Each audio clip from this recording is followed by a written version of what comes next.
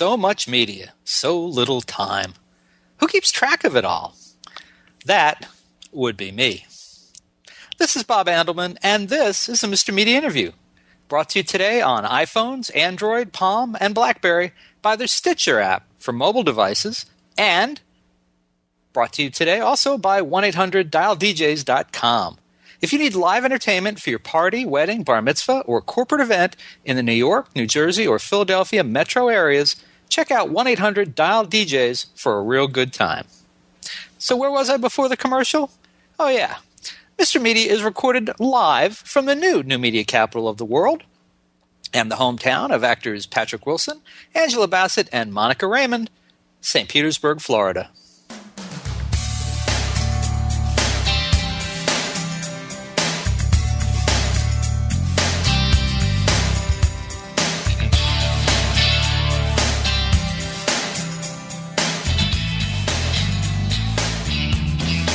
Go whenever you want, Bob. Well, I think it's got to be the dancing eyes. There's a lively sense of mischief and glee that I see when I gaze into actress Diane Farr's big eyes on the TV screen. The kind of eyes that make me think she would be a lot of fun to hang out with. And also the kind of girl who you'd get into a world of trouble with without so much as blinking. Or maybe that's just what the professionals call acting. Either way, from her days as sidekick to Dr. Drew Pinsky on MTV's late-night Dateline show, on through acting roles opposite Denis Leary on The Job and Rescue Me, past working with Rob Morrow for several seasons on Numb3rs, and most recently getting down and dirty as David Duchovny's teaching assistant on Californication, Farr has charisma to burn. And just to remind you of some of that, here's a pretty sexy clip of Farr and Denis Leary from Rescue Me. Who didn't tell you anything? Nice bluff, though. Hey, we were just talking about you. Did you talk to Laura about the poem that Franco wrote for her? No, she asked me some questions. And what did you say? Oh, I didn't say anything. No, it was all kind of subtext.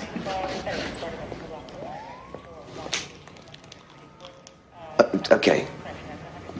I wrote the first poem and the last poem. The middle one. The one that sucked? Yes, that was Lou. I was just doing a friend a favor, okay? Sure you weren't doing yourself a favor? What do you mean? You're making a move on me. No. You don't write beautiful, gorgeous poetry like this because you're helping out a pal. Okay. First of all, I happen to be back in love with my wife. I don't know if you've heard the talk around here, but we're back together. You write your wife poetry like this? No. Yes. Kind of. It's complicated. Complicated how? Well, it's complicated because I'm taking these pills now, which is for something else, but I ended up writing poetry while I was... So they're like poetry pills? They're not poetry pills. But I wrote a couple of things on it. So. About me? No. I mean, yes, in roundabout way, but not what you think. Go. I'd write poetry about her if I had the opportunity. And Maxim magazine once called her Rescue Me character, Laura, the world's hottest firefighter. No argument there. And a New York Times headline said, "Looks like Barbie, talks like Ken." Diane Farr is joining me tonight to promote her upcoming gig as host of Acme Saturday Night in Los Angeles this Saturday, May 1st. And you can watch the online comedy TV show streaming live online at www.acmecomedy.com at 10 p.m. Eastern, 7 p.m. Pacific. Diane Farr, welcome to Mr. Media. Thank you, and thank you for my beautiful introduction. My pleasure. It was some of them just kind of write themselves, and that was definitely the case here. How are you? I'm pretty good. Well, let's get right into some fun. You are the last woman on Earth, and to continue the human race, you must have sexual relations with one of the last men on Earth who happen to be your former co-stars. Denis Leary, Rob Morrow, David Duchovny. I'm going to throw in Adam Carolla. What is your strategy for choosing one of them, and who's the ultimate winner? Wow, that's kind of scary. I think I'm going to go with Adam Carolla. Really? Yeah, shocking as it is. Here's the coolest thing that I learned about working with Adam Carolla and Drew Pinsky. all women had like a slight crush on one or the other. They're like the two most polarly opposite guys. So everybody sort of had a like somewhere between a big brother and a like full-on crush on one of them. So whoever people started talking about first, I was like, that's your crush. And over time, I was like, I think I'm in the Adam camp. Oh. Wow. And so you would pick Adam over Dennis, Rob, and David. Interesting. In this little universe that you and I live in right now where I'm not married and none of those four people are married, yes, I'm going with Adam. Well, and thank you for not saying, well, of course it would have to be my husband. I appreciate that you went outside the box on this one. Do I date myself by admitting that I saw you doing that show? Is that like a whole generation ago in some ways? Well, it kind of actually makes you younger because most of the people that recognize me from that show are 10 years my junior. It was, people like somewhere near their college-aged years who are the biggest fans of it. So sometimes I don't want to even date myself by saying, yeah, that was me because I was clearly older than you if you were watching it. Well, trust me, I'm older than you now, so but I'll just take that for what it's worth. Now, you often play roles, I think, that many actresses of your generation would probably kill for. And I wondered, what do casting agents see in you that they don't see in other women? If only I knew I had replicated on all the jobs that I don't get that I really want. But I have to admit that a lot of the times I pick the scripts because I've liked the all-male cast, and I like the adrenaline junkie characters, and boys are really easy to get along with on set for 14 hours a day. So I have a tendency to lean towards them. Yeah, that's interesting that you say that. I hadn't really considered that, but most of these shows have been very male-driven, and not a lot of other women. I mean, so when you're on screen, you're the woman. Exactly. Yeah, the girl. Sorry. Well, no, the woman. You're right. I just meant like I garner all that attention. It's true. It's an easy place to make sure you'll be noticed. Is it easier to do these characters that have this kind of wild streak? Now, Numbers being the exception there, I think, but.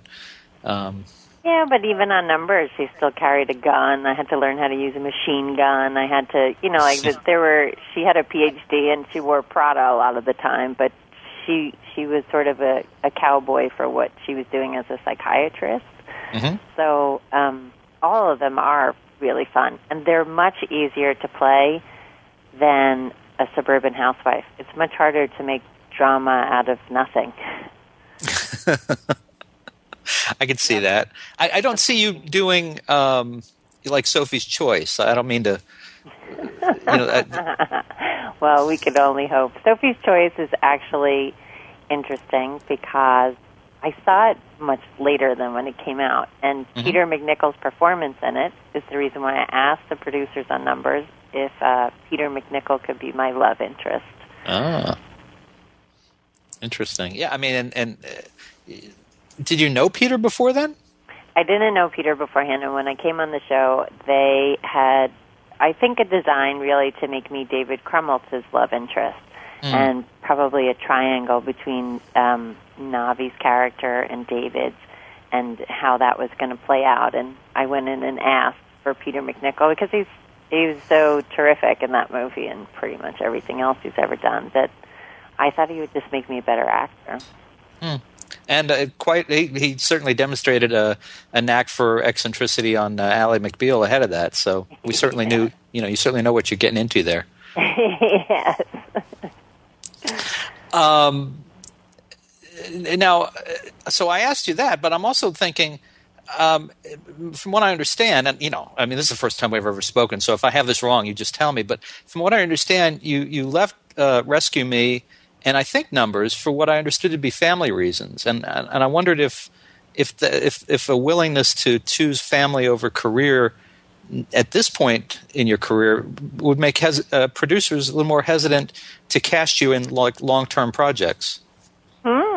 Interesting questions. I did leave both of them mostly for family reasons. I left Rescue Me to further pursue my relationship with my husband here in Los Angeles, because that shot in New York. And after 2 series with Denis over 5 years, I thought I might be single forever if I kept moving every time I went on a good date to another city.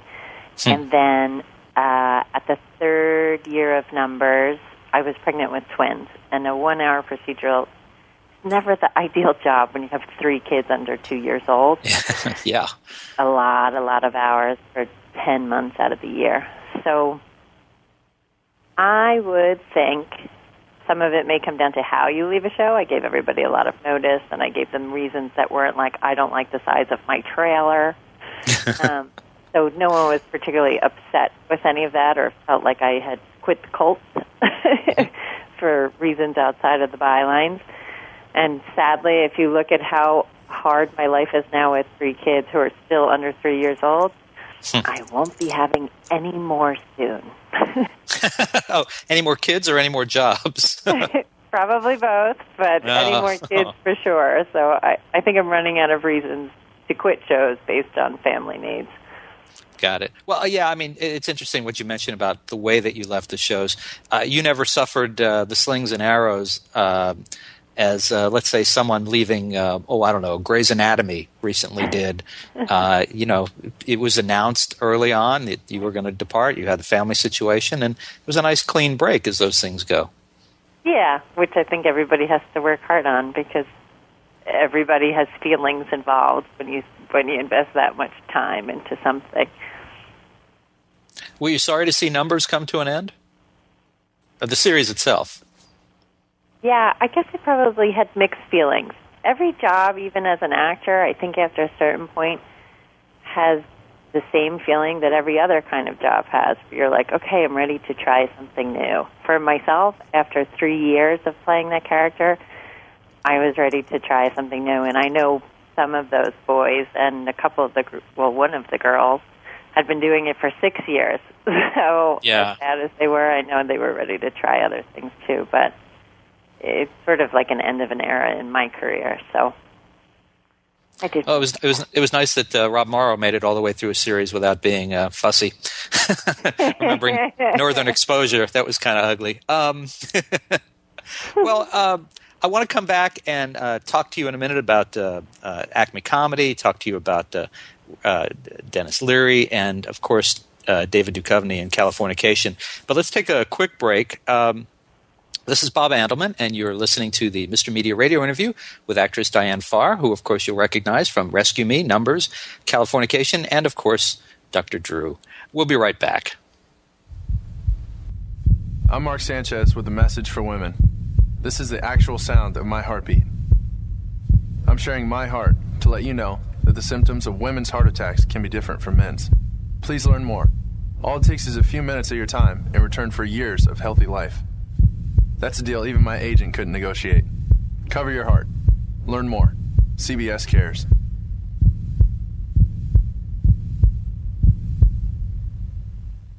The new free CBS radio app streams your favorite CBS radio stations, as well as all your favorite AOL and Yahoo music stations, directly to your iPhone, iPod Touch, and BlackBerry Bold. With 30 genres of professionally programmed stations at your fingertips, you can hear whatever you want, whenever you want. Stations like K-Rock, 1010 Winds, WFAN, AMP, and over 600 others. Now you can easily take your favorite stations with you on the go. The CBS radio app is everything you wanted from streaming radio and a whole lot more. Go to cbsradio.com/mobile to download your app today.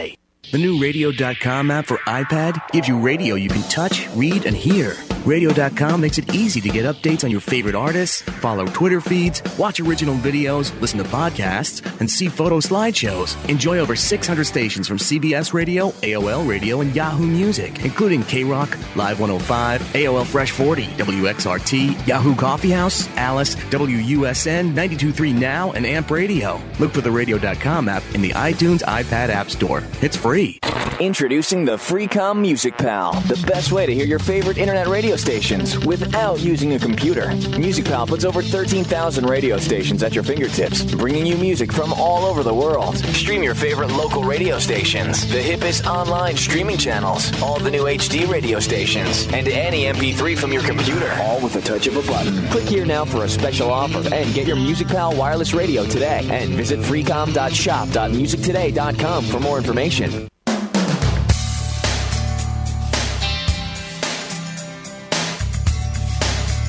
All right, this is Bob Andelman, and you're listening to the Mr. Media radio interview with actress Diane Farr from Rescue Me, Numbers, and Californication.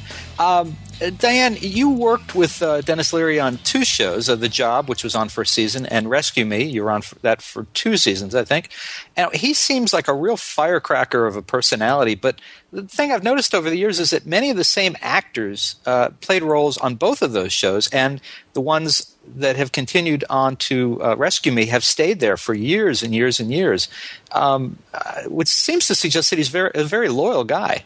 Yeah, yes, he definitely has the Irish brethren, blue-collar, stick-with-your-people theory running through his life. How, what was it like to work with him? Is he as brash as people think, or is that the character and the comedian? I think he's pretty much exactly like the character he plays. He can be loud when he needs to be loud, and he gets very soft and very mushy, which is always sort of surprising. I think we're all pretty complex, but he's much more in touch with his feminine side than most people would gather from the smoking rants that he was mostly known for when he started.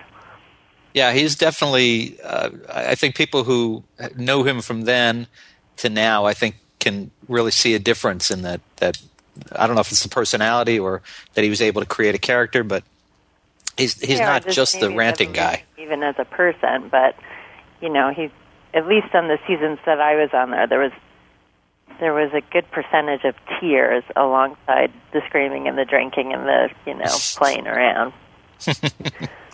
And I don't remember. I'll be honest. I cannot remember how you left that show, so I can't. I don't know if I should be asking if there's ever a chance that you would, come back for an appearance. Well, I didn't die, but okay. I don't know if there would be a chance for coming back. It's okay. Laura's been 3 or 4 seasons away now, and I know the network is really sad that they're going to go, so I'm sure they have so much stuff to fit in. They're probably not searching to bring back seasons 1 and 2. It seems like they bring everybody back through at some point on that show in some way. So I just wondered. Now, what about? Let's talk just briefly about Numbers as well. It's a very cerebral show by comparison. You talked about learning to shoot a machine gun, that kind of thing, but it was still a very cerebral show. Were the actors on that show, were they as smart as the plots? That's a good question. I'm like, smart versus intelligence. I think all of us, barring Dylan Bruno, who played Colby, were terrible in math. All of us were terrible at math, and found it really, really ironic that we were sort of like the champions of math, particularly for younger kids in, say, junior high school or so. And, there was a varying mix of who went to college even and who didn't. But like any other role, it's probably harder to play a heroin addict than it is to play a math professor. Okay. We just have to apply the craft. All right. And then I want to talk to you about Californication, but first we've got a little clip of you with the show star David Duchovny. So folks, listen to this and we'll come back with Diane in just a second. As your TA, I'm happy to read the students' material and suggest a grade, but you're supposed to read it also. What do you think of Jackie? You think she's hot, don't you? I haven't thought about it. But now that I have, yeah, she's smoking. You're old enough to be her father. Well, sure, I could be, but I'm not. I have no interest in making sweet love to her, aside from the general interest that all men have in making sweet love to all women. I don't think I can be your TA anymore. I understand. You do. You find me irresistible. It's close. I find you irritating. Careful. That's how it starts. The mother of my problem child would say the exact same thing. Seriously, watch it. Has the woman ever punched you in the face? You know what? You should use me. Really? Mm-hmm. I should use you. I'm frightened. As a consultant. Go. Diane, I was delighted to see you. I'm very surprised to see you on that show. But I foolishly imagined that your character would be the meal that David Duchovny's character would never consume. And, of course, I was wrong. What drew you to a program like that? Oh, everything drew me to that program. It was just fantastic. They called and just offered me this part and said, they actually offered me that part and Beth Daviditz's part of Peter Gallagher's wife. And the whole season is actually an homage to the movie Shampoo with Warren Beatty. Really? All three of our characters, myself and Beth Daviditz's and Eva Amori's, are the names of the three characters in Shampoo. I'm the Goldie Hawn character, and Beth is the Julie Christie character. Wow. And it was going to follow that storyline. So basically it plays out the exact same way. Wow. And you got to follow through with David in the end? Did he live up to his character as someone to mess around with? David Duchovny is so shockingly smart, you cannot believe it. I think his undergrad degree is from Yale, and his postgrad degree is from Princeton. Right. He doesn't change a line that's written for him. He gives it exactly as the writers give it to him, which is so nice to see in television. There's a profound respect for the other team, and really welcoming of the directors, would let a guest star come in and let the scene be about a guest star. It's very hard to do comedy under stressful situations on set, so the more open and free it is for the person who doesn't live there all the time, the better the work is. So I don't know if he knows it as a producer or an artist or an actor, but I had nothing but wonderful experiences there. That's great. Well, I don't want to forget the main reason you're here is to talk about Acme Saturday Night. This is your first time, I think, as a host. What's it been like so far? It's my first time as a host. It's my first time doing sketch. I don't think I've done theater in probably 10 years. Wow.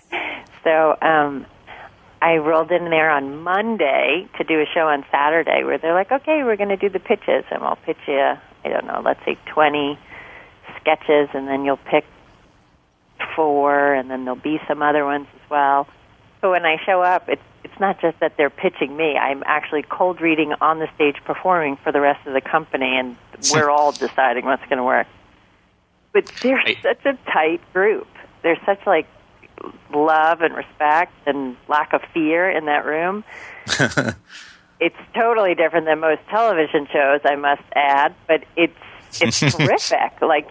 You get an embolstered sense of yourself. So it's been terrific so far. And today we shot the video portion, and it's pretty fun. And a last question, because I just looked over and see we're about to run out of time. Will there be references in your sketches to any of the programs that you've been on that people know you for? Oh, there'll be references to all of them, and there'll be many references to being the mother of 3 kids.